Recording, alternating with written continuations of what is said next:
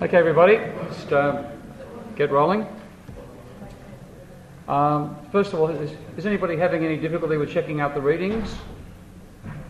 Good. A couple of people had a few hassles, but they're pretty straightforward. Okay, last week I went through the idea that the indifference curve stuff you've learned as supposedly describing human behaviour doesn't work. In other words, it's got its own logical contradictions, and it doesn't describe rational behaviour anyway. Empirically, you saw that when Sippel ran that experiment, it simply didn't describe how people behaved, and the reason it couldn't describe how they behaved was the neoclassical idea of what is rational behaviour is computationally impossible. There's no there's no intelligence in the universe that could possibly go shopping the way a neoclassical model thinks people shop. So that was stage one. But now, what I've done now in this lecture is actually pretend that it works. Because even if it did work, there are problems after that. Because revealed preference tells you how a single consumer is supposed to behave according to neoclassical theory. They don't tell you the next step, but how do you get from that to a market demand curve?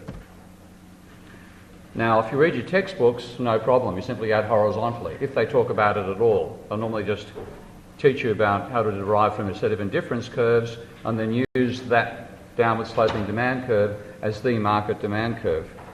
Now, a key assumption in working out an individual demand curve is this idea that you can change relative prices without changing incomes. That's why the pivot point on the vertical axis when you're deriving a demand curve from indifference curves doesn't move.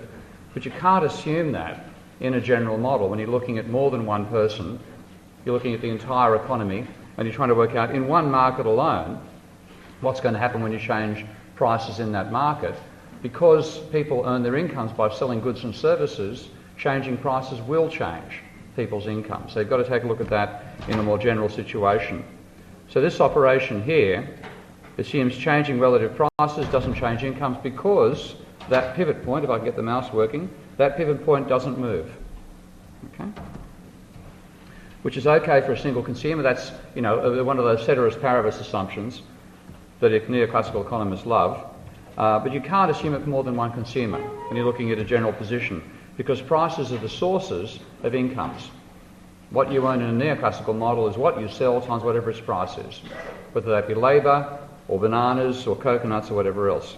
So changing relative prices of bananas, which is the commodity I'm going to use in my model, alters the distribution of income. And therefore that pivot point doesn't necessarily stay in the same place. So if you have many consumers, and changing that one price will change the real income for all consumers. So that income bit doesn't remain constant. Now, and a bunch of very good neoclassical economists, by very good I mean people who actually A, can do the mathematics involved, and B, understand the logic and work through it. Whether they actually then make a sensible conclusion from the results I get is another story entirely, but they've got the capacity to actually explore the theory. Most of your lecturers can't read the advanced reading, it's simply too complicated. So these guys end up getting Nobel Prizes for what they do. Now, the problem they set themselves is under what conditions will it be true that even though you can't keep that income point constant, that the operation of deriving a whole set of individual demand curves where income changes when you change relative prices will still give you a market demand curve that looks like an individual one which necessarily slopes downwards. So the main thing they're trying to achieve, the result they wanted to reach, was that when you did this, even though you took into account the fact that changing prices changed incomes, you still got the result, the market demand curve sloped downwards, the law of demand applies. Now the answer they got to that question is called the Sonnenschein-Mantel-Debreu Conditions, because they're the ones who are known to have found the solution to the problem. The first guy's name I've got there, Gorman, was actually the first person who discovered it. Now, one thing I find remarkable when I look at the literature of neoclassical economics is how long ago results that should have been communicated to you were found. Gorman found his result, published it in the year I was born, 1953. It should have got into the literature by now, wouldn't you think? Sonnenschein-Mantel-Debreu didn't know that Gorman had done this, and they then rediscovered it themselves later, and they became famous for it. Now, the law of demand is what they're trying to achieve, and that applies to an individual Hicksian compensated demand curve. That rules out this possibility for given goods, and that is reduced price, demand necessarily rises. That's why they call it a law. Now, their conclusion was, when they looked at does it apply to the market demand curve when we allow incomes to be varied by changing prices, the answer was no. Now, they didn't say it quite that blatantly, unfortunately. This is probably the clearest way that it was said.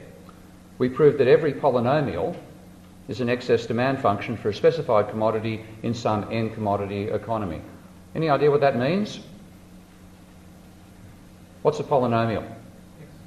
It's a plus bx plus cx squared plus etc.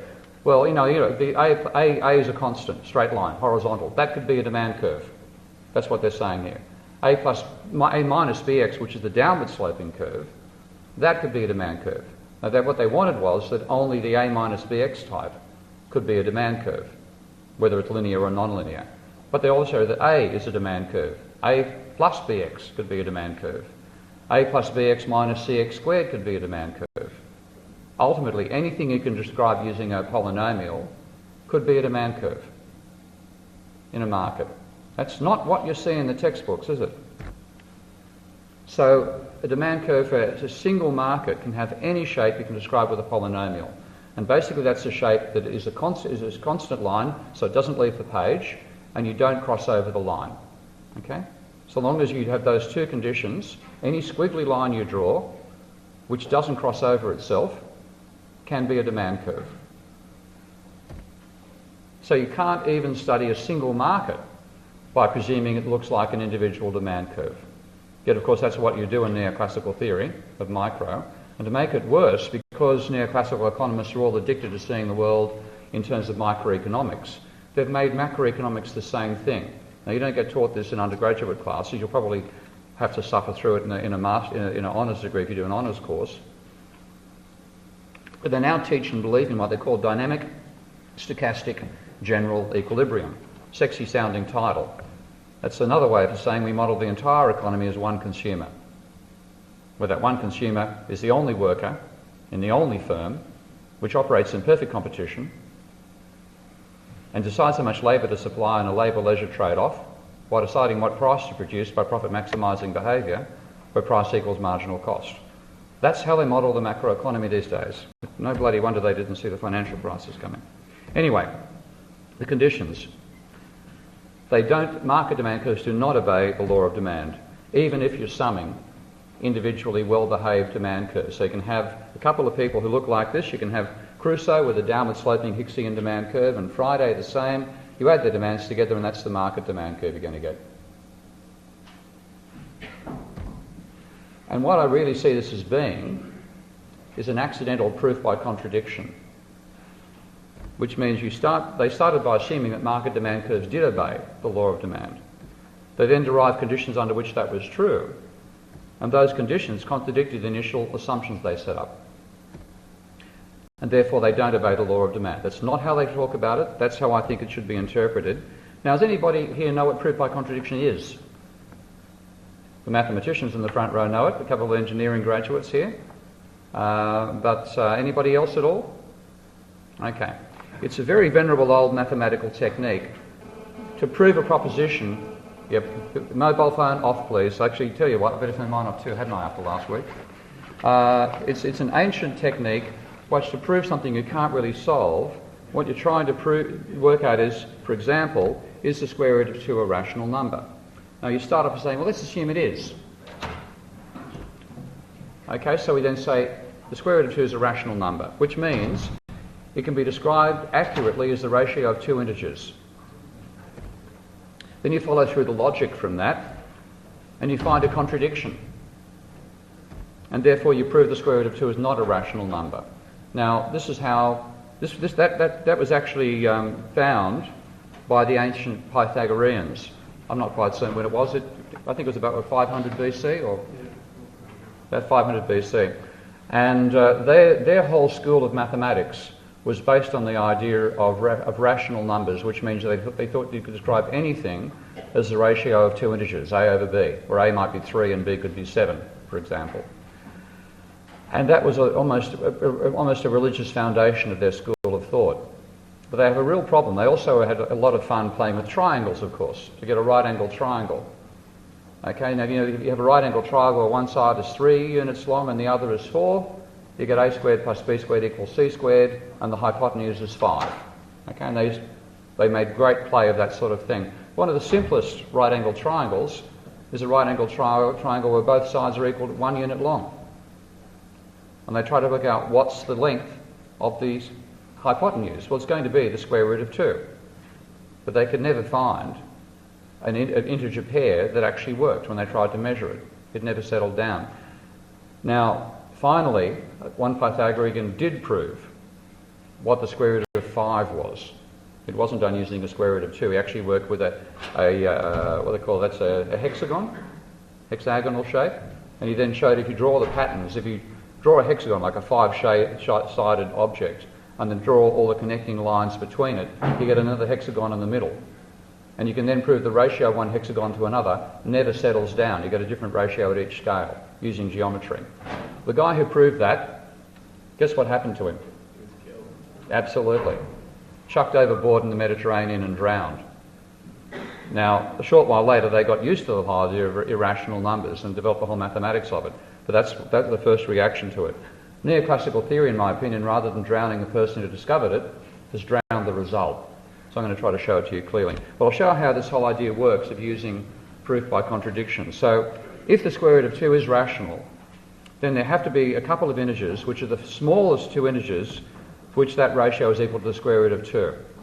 Well, obviously, if the ratio happened to say 3 and 7, then that could be one. But 6 and 14 could be another. But 6 and 14 have both got the number 2 as a common factor. So I want to get two numbers which only have 1 as their common factor. Okay? These are the smallest two numbers. So I can start with that particular statement. Integers a and b have no interfactors in common apart from 1. And the ratio of the two of them is equal to the square root of 2. Okay? So what the obvious thing to do next to work out what they actually are is I square both sides. And what I get is a squared over b squared equals 2. Okay? And then rearrange it and get a squared is equal to 2b squared. Now what does that tell me about a? Not so much that. What sort of number is a? Is it even or at odd? It's an even number because it's equal to 2 times something else. Now if you square an odd number, you get an odd number. 3 squared is 9. To get an even number on the other side, you've got to be squaring an even number. Therefore, a has to be equal to 2 times something else. So a's got 2 as a factor. Which isn't so a problem so far. Maybe b doesn't have 2 as a factor. Yeah? So 2 times any integer is going to be an even number. Squaring it, you know therefore that I can now say a is actually 2 times some other number like c. So I can now say a is 2c, and therefore a squared is 4 times c squared. Now I can now equate 4 times c squared to 2 times b squared up above. And what I get is this. Here's a squared is 2b squared, which is also equal to 4c squared. What does that tell me about b? It's an even number. What I've now got is 2c squared equals b squared, therefore b has to be even as well. I've now got a contradiction. I've now shown that a, even though I started off by assuming a and b only have 1 as a common factor, I've now proved that if they're equal to the square root of 2, they've got to have 2 as a common factor. And that therefore is proof by contradiction that the square root of 2 is not a rational number. It can't be described as the ratio of two integers to each other. Now that was a magical discovery for the Pythagoreans. The first bloke who found it out died very rapidly as a result of it, but it actually transformed mathematics. You went from a mathematics that only handled ratios to one that could handle rational numbers, and we got all the work there with quadratics and polynomials in general. And then later on, about 1.5 or 2 millennia later, we discovered complex numbers that are the basis of engineering and the mathematics of physics and so on, where you've got numbers of the square root of negative numbers. Now, those transformations gave us an incredibly rich discipline. So mathematics went a long, long way from that discovery. So they didn't like to begin with, but they had to confront it, accept it, and they transformed themselves. And neoclassicals instead are resisting a very similar result because they find the conditions they need to guarantee that the market demand curve obeys the law of demand contradict their starting assumptions that give you different consumers. So let's look at this. If you're going to drive the law of demand, you start from the idea of a Hicksian compensated demand curve, where you first of all take an individual who's got a well-behaved utility function and vary the price of one while keeping the other constant, and because the good getting cheaper lets the person consume more of both commodities, you get a demand curve that has both the income effect and the substitution effect in it. Now, a key assumption at this stage, of course, is that you can vary the price without varying the income. So when you do that, that pivot point on the vertical axis doesn't move. That's an essential part of getting that downward sloping demand curve. Second stage is you then say, well, we've now made the person notionally wealthier because the drop in price while the income remains constant has given them an income effect. So we've got to compensate for that, so we can simply take the price ratio we got for the cheaper price, bring it back to there on the same indifference curve, and then we necessarily derive a downward sloping Hicksian compensated demand curve even for a Giffen good. So we've shown the law of demand at the individual level. Now what the SMD research was saying is, does that result survive aggregation? And the answer was no.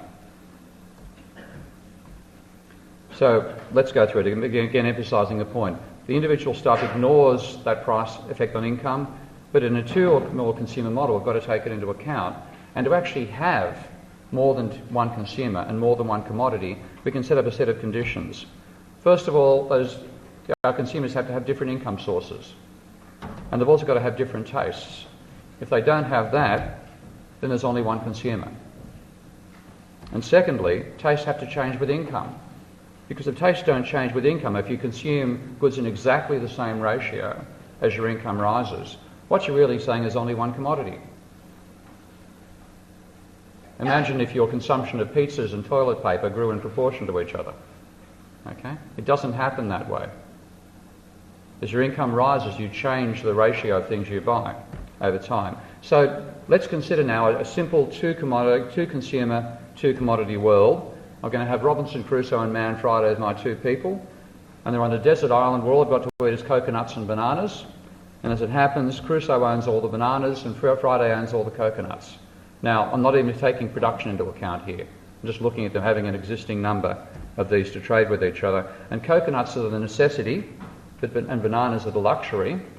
But their tastes differ because Friday's preferences for coconuts is higher than Crusoe's. That's the basic conditions to have two consumers and two commodities. You start with an arbitrary price ratio. Anything will do. I've drawn in Crusoe's demand curve, indifference curves there. I haven't bothered putting in Friday's. They'd be different. Now, I'm keeping aggregate income constant here, so I'm not varying the number of coconuts and the number of bananas. Let's just consider a lower price for bananas. So we whack some arbitrary price ratio. What's going to happen? Well, because Crusoe is a banana owner, and we're now talking about a lower price for bananas, his income falls. Friday, his income effectively rises because coconut bananas are now cheaper, and he can buy the exchange ratio between bananas and coconuts has moved in his favour. So Crusoe's income has fallen and Friday's has risen. Now that might actually cause banana demand to fall when the price falls. Because Crusoe's income has fallen and he's the banana producer, Friday's income has risen, but rather than compensating each other, we know that Friday has a lower preference for bananas than Crusoe does. So the person whose income has risen likes bananas less than the person whose income has fallen. And overall, you simply can't say what's going to happen. So that's the first stage. It's scrambled up between the two people. What about trying to apply the Hicksian procedure of keeping prices constant and varying income, pushing income out? So same price ratio, but you move the incomes out. Well, we start from this point again. We now consider a larger income line, so we're going to move that out. But we know bananas are a luxury, so demand for bananas is going to rise more than demand for coconuts. And therefore Crusoe, who's the banana producer, his income is going to rise more than Friday's. Now we can't know what's going to happen in the aggregate again. We can't compensate for the income effect of a price change because a uniform change in incomes alters the distribution of income. The outcome is that one that I showed to begin with. If you actually went through working it out, given a set of utility functions which obeyed the law of demand, blah, blah, blah, aggregating them with a set amount of income, you get any polynomial shape at all could be derived by adding up those horizontal sums. So the only way to avoid it, they found, was to assume that all consumers have identical tastes, which means there's only one consumer, and assume that tastes don't change with income, so there's only one commodity. That is proof by contradiction.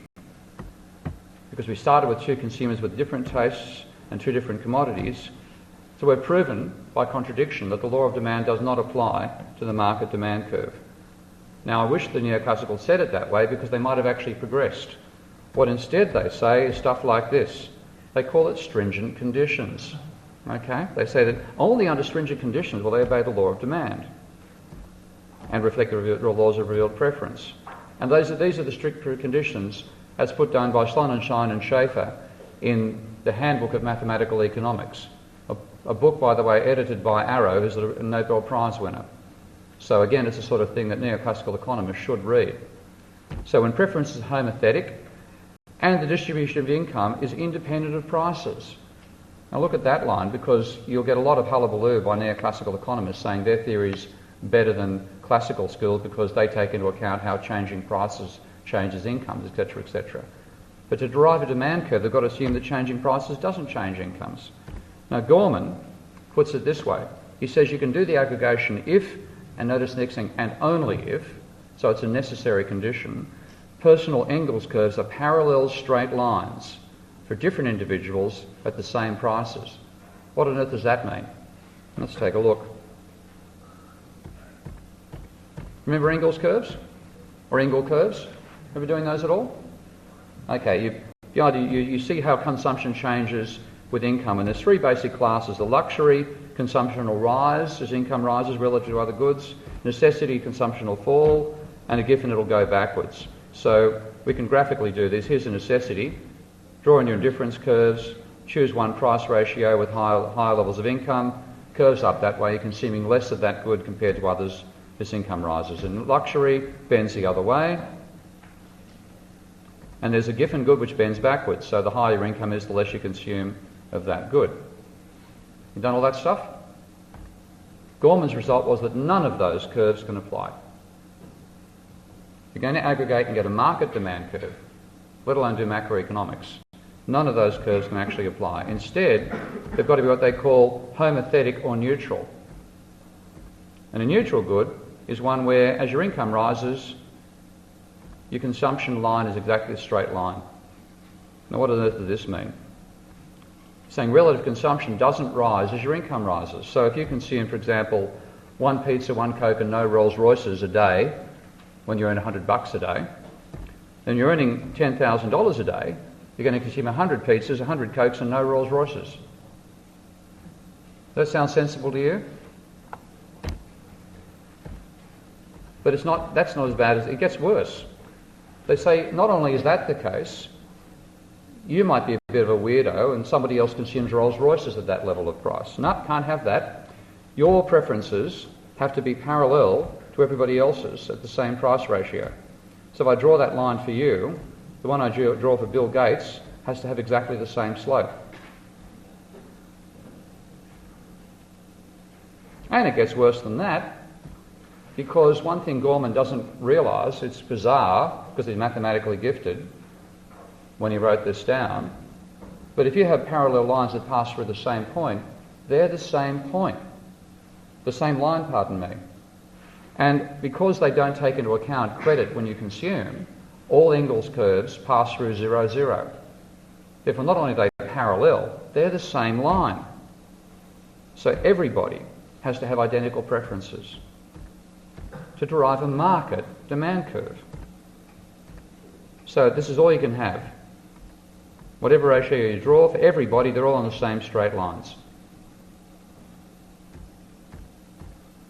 Now, if individuals have the same preferences, and there's only one individual. Anybody here not seen Life of Brian? No, you have all seen Life of Brian? You haven't? Okay, get it out on the weekend and watch it. It's good fun. This is the crowd scene where Brian wakes up to find he's now got a bunch of followers that believes he's God. And he leads out the window and says, look, don't follow me, you are all individuals. And they chime back in one voice, yes, we are all individuals. Except one person who says, I'm not.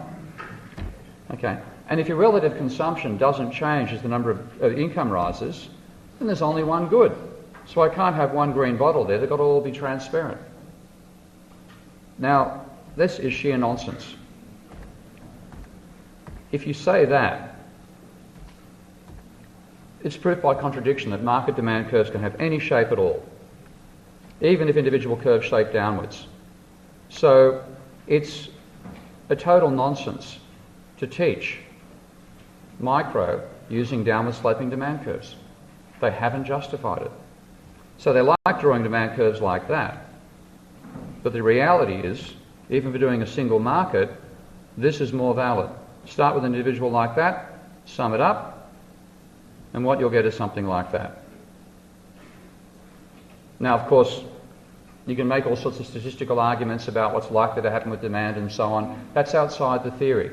This is saying the logic of the theory itself cannot rule out a curve that looks like that. So what they should have said is, well, market demand curves can't be guaranteed to slope downwards, and therefore we can't do supply and demand equilibrium analysis. Because if you get, if you draw imagine drawing a supply curve through that, which point are you going to hit? And then, of course, that's only a demand curve. Your marginal revenue curve will be more complicated still. So you'd have to replace Marshallian micro as something more complicated. Yeah, sorry. You're right, but if you restrict your points, because currently there is going to be a price for a commodity, and currently there is going to be a quantity for a commodity. If you restrict to a place, near that place it could be really linear. You could pick a place in that squiggly curve, a small place, around that point it could be still linear. But what you might have is linear upwards.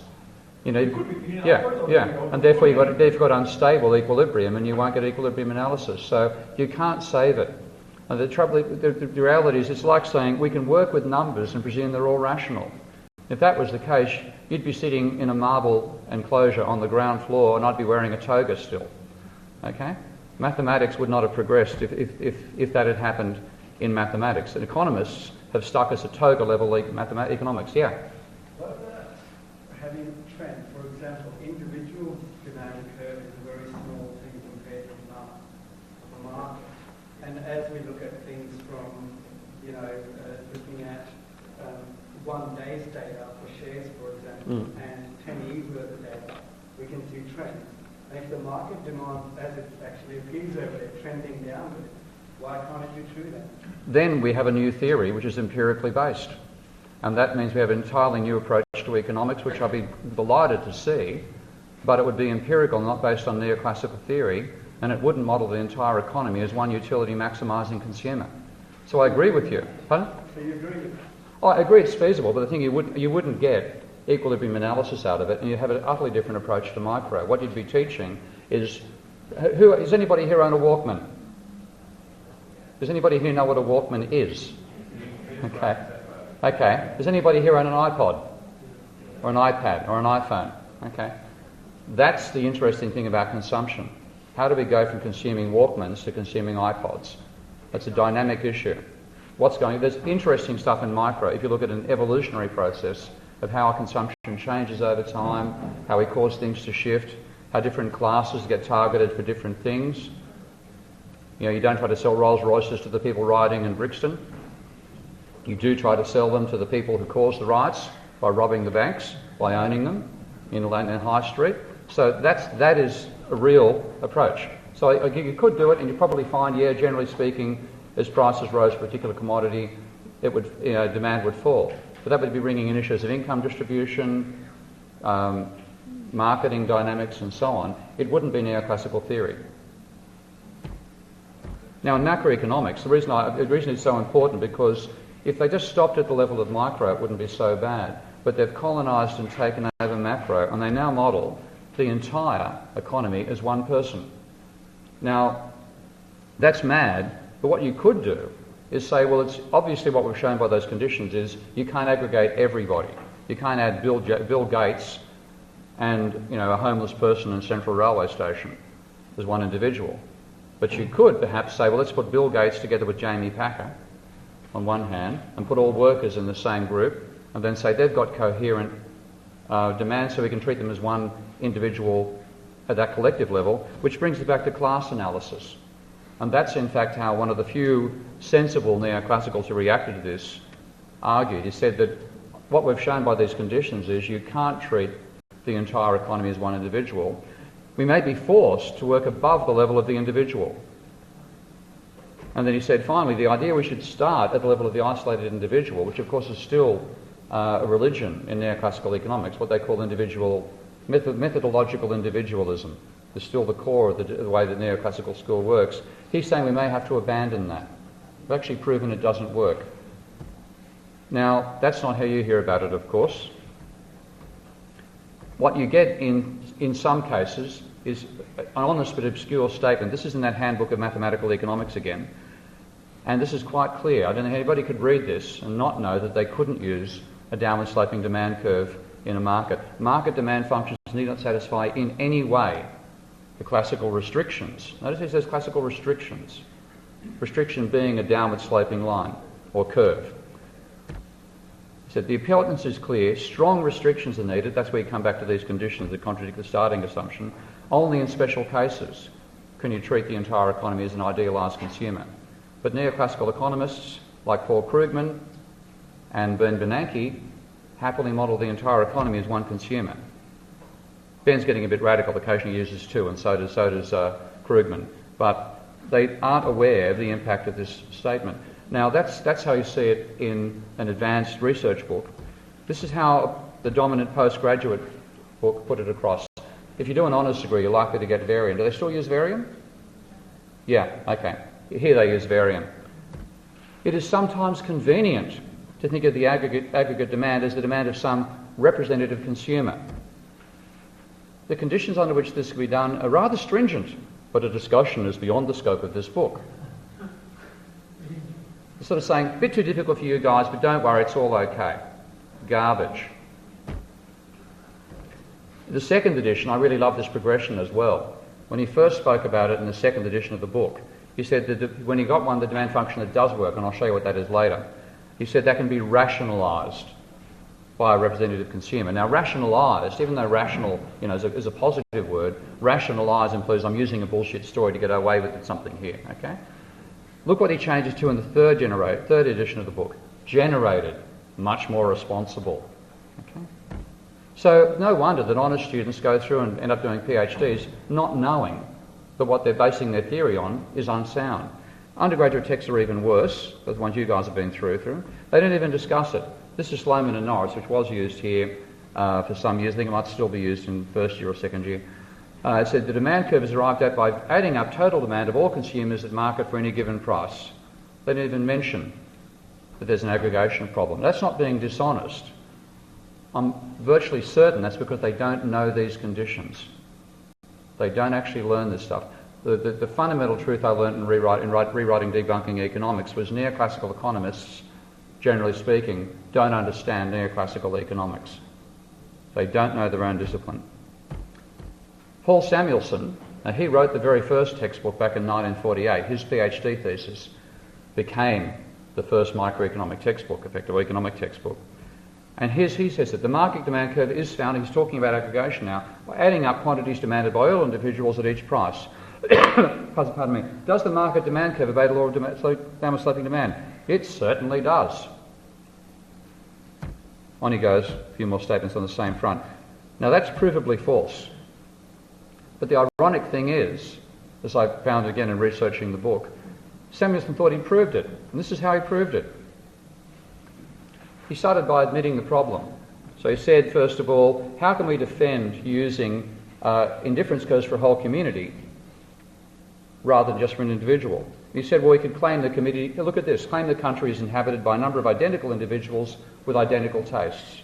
So he's admitting he knows what the problem is. And initial endowments have to also be identical. That's the income point. Okay? So he's aware of the problem.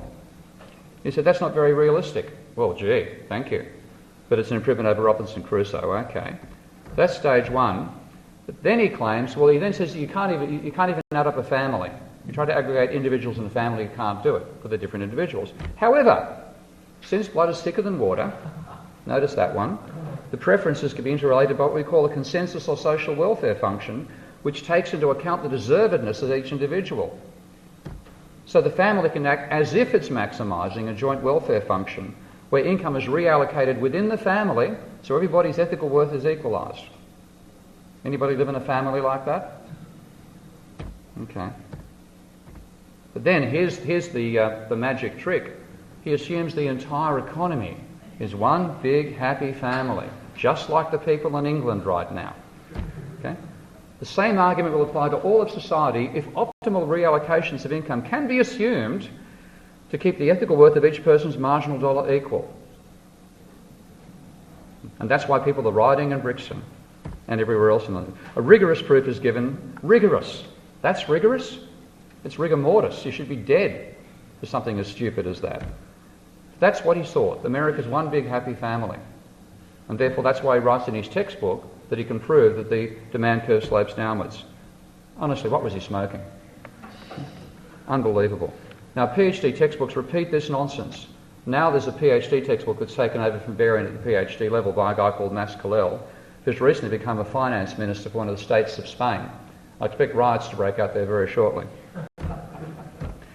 He says, when can we compute meaningful measures of welfare? He said, well, that's when there's a fictional individual whose indifference curves coincide with the entire community. But that's not enough. To have that happen, you've got to have a social welfare function which accurately expresses how society judges the individual worth of each person. And you have to assume they're concave, convenient, differentiable, blah, blah, blah. So students, when they read this stuff, if they do, and since the book is 1,000 pages long, I'm certain teachers normally completely miss out that section. But if they do read it, they then see this as an exercise in mathematics, okay? Rather than saying, hang on a second, what's going on here? Well, what's going on here comes up as well. I must admit, at least I've got to thank Mas Colell for putting this nonsense in print. Let us now hypothesise that there is a process, a benevolent central authority perhaps, that for any given price P and aggregate wealth function W, redistributes wealth in order to maximise social welfare. Okay? And that's how they get a downward sloping market demand curve. So, unbelievable. I mean, you know, you've got to assume you've got a benevolent Joseph Stalin or Muhammad Gaddafi sitting at the top of the pole. I'm sure Cameron in Britain is wondering how to become that himself right now. Now that's reducing the absolute nonsense of Samuelson, as you can see. He got that idea from Samuelson without realising how totally moronic that idea is. Again, here we go. This is back to the textbooks again. The same sort of story. Telling you there's no problem in doing what is in fact impossible. So rather than recognising the problem, the majority of neoclassical economists don't know this problem. I mentioned last week I gave a talk at the Australian Conference of Economists with an audience a bit larger than this, and I asked the audience whether they knew of the problem. It included a few professors and quite a few lecturers and a number of PhD students. Nobody in the audience had heard of the problem before. Only the other two presenters were aware of it to any degree. So if they do know about it, they often interpret it in what I call off with the fairies ideas. I mean, Alice through the looking glass have nothing on these guys. Here's Gorman, first bloke to discover it. The necessary and sufficient condition quoted above is intuitively reasonable. It says, in effect, that an extra unit of purchasing power should be spent in the same way, no matter to whom it is given. Which means if Bill Gates walks down Central Railway Station tunnel and gives a homeless person $1, that person's going to rush out and buy a copy of Leonardo's Da Vinci Coda. And if a bloke gives it back to Bill Gates, he's going to go off and buy a bottle of methylated spirits. It's not intuitively reasonable, it's intuitively nonsense. You've got to be off with the fairies to say that. And they continue teaching micro as though it's valid, and model at the macro level, model the entire economy as a representative agent. And one of the students in the other class pointed out that the leading neoclassical called Mark Thomas, who publishes on a blog called The Economist something or other, forgotten the blog's title now, actually admitted he didn't know this problem and he had to go and take a look at the papers again. Economic type pad, thank you. Yeah, so he mentions it there. And now, again, Varian, how does Varian talk about it? In actually admitting the problem, which is what honest students will see this, unfortunately, the aggregate demand function will in general possess no interesting properties. Now, when you read that, you might think, well, a boring demand curve slopes downwards. maybe an interesting one wobbles. Okay? So if it's boring, oh well, it must be the same as the individual, no problem. But then he goes on even further than that to say, how can we actually make it have interesting properties? Well, we've got to assume that all individuals have the Gorman form, so Gorman dreamt this one up first of all, where the marginal propensity to consume good J is independent of the level of income, so no matter what your income is, you still consume stuff in the same ratio, and this constant across consumers. And then you get that idea of being rationalised by a representative agent. So that's where they get this idea that they can model the entire agent as a single economy. Now, to get technical about it and show why it can't happen, Alan Kerman did a lovely job of showing how if you take two individuals together, just two individuals at all, as I've shown you with that example I've been through, and give them conditions that say what their preferences are, when you try to combine them, you get somebody whose preferences don't suit one or other of the agents. Now that's a complicated example. I'll show you a simpler one here. I'm going to draw red and blue are my two people. I'm going to choose the same income level for them and the same relative price level. So with those levels, red's going to consume at point 1 and b's going to consume at point B1. Then a different price level and a different income level. That's R2 and B2. Pardon me. Consumer red prefers 1 to 2 because it's on a higher indifference curve, as you can see from those graphs. Oh, pardon me. B prefers 2 to 1 because that's on a higher indifference curve for B. You can then add the incomes up by just pushing out horizontally and add the positions up as well that they're going to consume using parallelograms. That's adding R1 and B1 together. That's adding R2 and B2. And I can draw indifference curves that touch at those points. That's the point the aggregate consumer is going to consume at. So that's what RA1's point for the first price ratio, and that's RA2 for the second. And clearly, the representative agent, inverted commas, prefers basket 2 to basket 1. But the red prefers 1 to 2. Blue prefers 2 to 1. The composite does the same thing as B, but contradicts what A wants. So you can't represent even two people this way. It's two ways I've shown you in the one lecture. But the macroeconomics I'll show you later in the course that they're now doing treats the entire economy as a single agent. So the demand curve side of standard micro is totally sus. You can't, first of all, we know individuals can't be utility maximisers because if they did, they'd starve to death. They'd never get a chance to finish shopping. Secondly, even if they were that way, you don't get a downward sloping market demand curve, you get one like that. So what about the supply curve? Well, I've got some great news for you. It's worst. But I'll just take you quickly through the standard stuff you see in micro to remind you of how it's all put together. This is these slides come from Mankiw's textbook. Did you use Mankiw in first year at all? A couple of years, yeah, some people did, okay. So the idea is, from the point of view of the firm now, you're told the firm wants to maximise profits. By the way, there's a dreadful slide. So one of the reasons books like Mankiw succeed is they give people free slides so they don't have to make their own up. And then they just go and teach those. The animations are dreadful here, as you'll see from the way in which they're put together. I'm making sure nobody thinks I put these ones together. People occasionally whinge on the web about me using the blue and yellow colour scheme and using Comic Sans font, I find, by the way. Let's get your reaction to that later.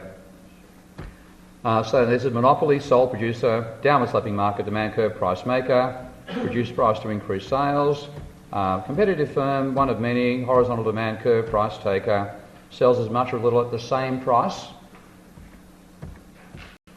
And the goal of competitive firm is to maximise profits, same as the monopoly. You get it by maximising the gap between total revenue and total cost. And they show price as a horizontal line equal to marginal revenue, marginal cost sloping upwards. And one little point they illustrate here is that the supply curve for the competitive firm is its marginal cost curve, which is only true because the demand curve is horizontal. If it was a different slope and therefore marginal revenue differed from price, you'd have a different point of intersection. So you get where marginal revenue and price intersect, but that would not be where marginal revenue and marginal cost intersect, and then you go up to where price was. Okay, so you have to have a horizontal demand curve to guarantee that the demand curve, that the supply curve is the marginal cost curve. On we go. Wonderful animations here.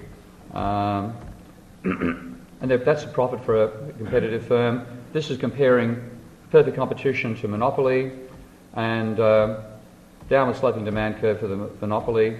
Therefore, they produce there. That's the amount they set the price for. And boom, boom, boom, what else we get here? The usual crap. Boom, boom, boom. And of course, you get the idea of welfare loss. Okay, monopoly price is higher than the efficient price. Therefore, there's a dead weight loss due to monopoly. Remember all that stuff? Okay. Now go away or I shall taunt you a second time. I'm a Monty Python fan, as you may have realised. Come back in about 10 to 15 minutes' time and I'll show that's all garbage.